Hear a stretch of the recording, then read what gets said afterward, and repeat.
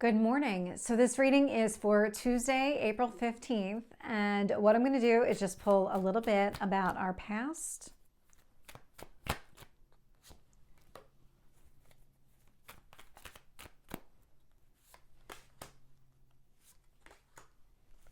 current energy,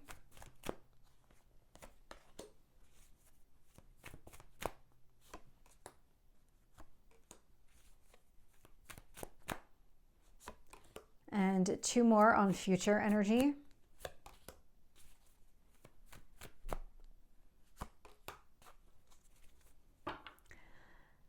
Okay, so looking here at bottom of the deck, we do have the Three of Swords showing up here. And so still, again, with a lot of change, a lot of transformation taking place, and it's showing up again in this reading here. And so the Three of Swords is about healing from something.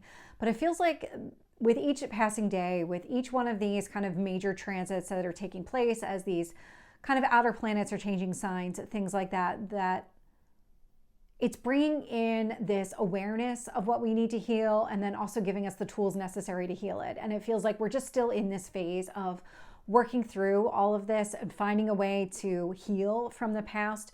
We've already done so much and we've already come so far, but the Three of Swords is more of that reminder that we're not done, that we still have work that we need to do. There's still things that we need to heal from.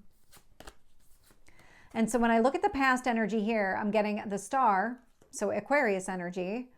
I have the Tower and the Ten of Cups.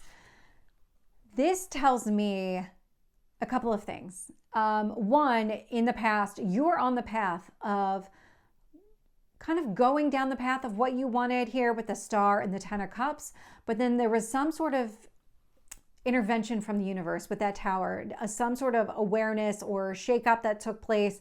So whether it was an awakening within you that allowed you to kind of see that maybe you weren't exactly on the right path, because I don't think you were. The way that this is coming across is the Tower intervened because you thought you were going down the path of the Star and the Ten of Cups, that long-term emotional fulfillment, achieving all of your goals and dreams, but you actually weren't. You were almost kind of sidestepped. And so the Tower said, well, we need to make you aware of this, or we need to just maybe uplift you completely and put you on that right path. And so there's something here about that. I'm getting more of the awareness than anything else, this kind of awakening on things that needed to shift in your life in order for you to really embrace exactly what it is that you want, because you weren't ready for it. It was there, but you weren't quite on the right path to make it happen. There was something that was holding you back. In the current energy here, I'm getting the Three of Cups, Five of Wands, and the Seven of Swords. So the Five of Wands is obstacles and challenges. Seven of Swords can be lies, manipulation, and deceit. Three of Cups indicates that right now there's something, there's lurking beneath the surface that you need to see, because it's preventing you from achieving the kind of happiness that you want. It is connected to that Three of Swords energy. So that Three of Swords, it's healing from some sort of heartbreak. And with the Seven of Swords, Five of Wands, there's something that you're not seeing clearly. There's still more awareness that needs to come through. There's still more of this awakening energy that needs to happen. And so the Seven of Swords is about getting to the truth of the matter. Why are these obstacles and challenges presenting themselves? What do you need to do in order to navigate it? How do you recapture your happiness here? We'll get more details as we go through, but the current energy feels a lot like this is something that needs to be addressed now, like soon. Because when I look at the future energy, I am getting the Ace of Pentacles, which is about going after your long-term goals. And so it's building and creating the stability that you want, building that path, going in the direction of what you want here. And so in order for this to happen, you've got to figure out the current energy. So we'll keep going. I'm also getting the World, which is closing out that chapter. So whatever's taking place here, we've got an ending and we've got a new beginning. But I also have the Nine of Wands. The Nine of Wands is the wounded warrior. And so very similar to the Three of Swords, Nine of Wands is showing up, but it feels like this is the chapter that you're closing. And so it is about what you're doing today, what you're doing now in this moment, in this energy that clears it up so that you're able to put that healing behind you, where you're able to really process and move on from it and embrace this new beginning. So let's get some additional details. Tell me about the Tower. Oh, I've got 2 on the Tower. And the Ten of Cups.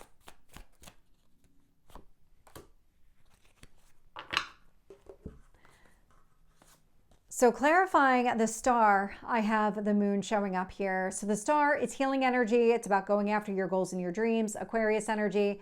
The Moon, it's Cancer energy. This is really the depths of your emotions. And so it feels like part of the past energy where you felt like you were on the right path, but maybe intuitively you knew that you weren't, or that something wasn't quite right, that you weren't quite ready for it yet, because there's something about your emotions that were holding you back in some sort of way. It was whatever this wound is that needs to be addressed.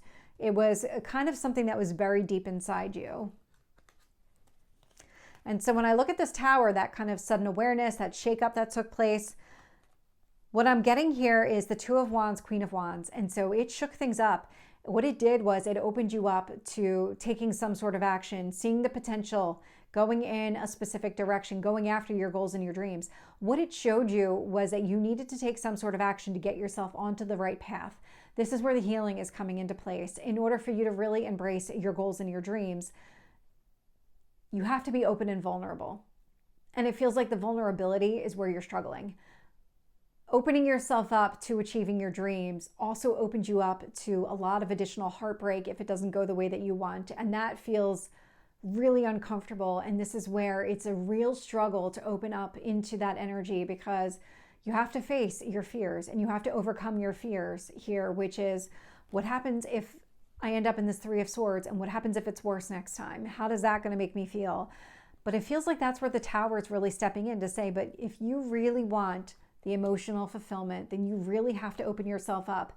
Opening yourself up halfway only gets you halfway there. It's not going to open you up completely.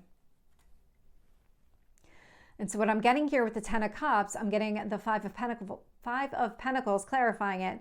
So the Five of Pentacles is releasing something here from the past. This is exactly what you need to do in order to go after that Ten of Cups. But it feels like what you need to release is some sort of fear. So let's keep going and clarify the Three of Cups here. Five of Wands.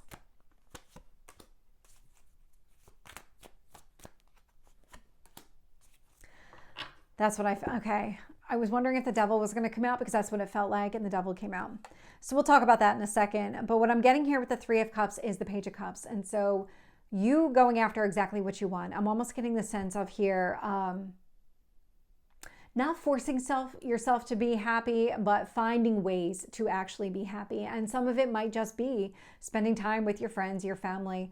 But with the Page of Cups, it feels like you're going to start opening up. You're going to start expressing how you feel. Wearing your heart on your sleeve is the phrase that I'm getting. And so it feels like maybe you're embracing that, or you're getting ready to embrace that and open up. With the Five of Wands, I am getting the Eight of Cups. Distancing yourself from the past can create obstacles and challenges, but it's also work that needs to be done. It's about you overcoming it. That Eight of Pentacles, or the Eight of Cups with the Five of Wands. So the Eight of Cups is your emotional distance from the past, you moving on from a situation emotionally and kind of letting the obstacles and challenges fall away, because when you try to resist it, that's where the obstacles and challenges are coming in. When you're not allowing yourself to really let go of that energy, what you do is you create your own barriers for your own happiness. And so you're recognizing that, you're really starting to recognize that, because it's showing up here.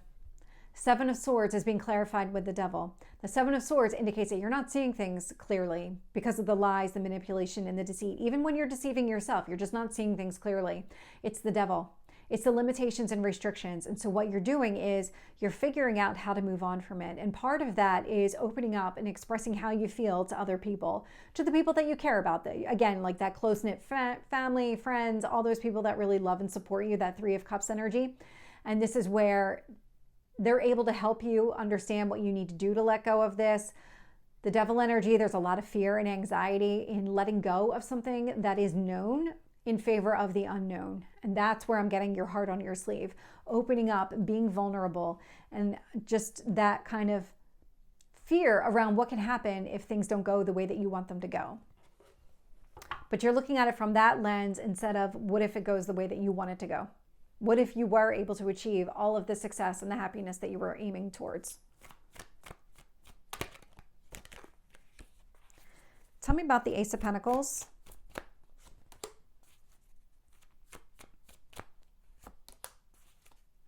And the Nine of Wands.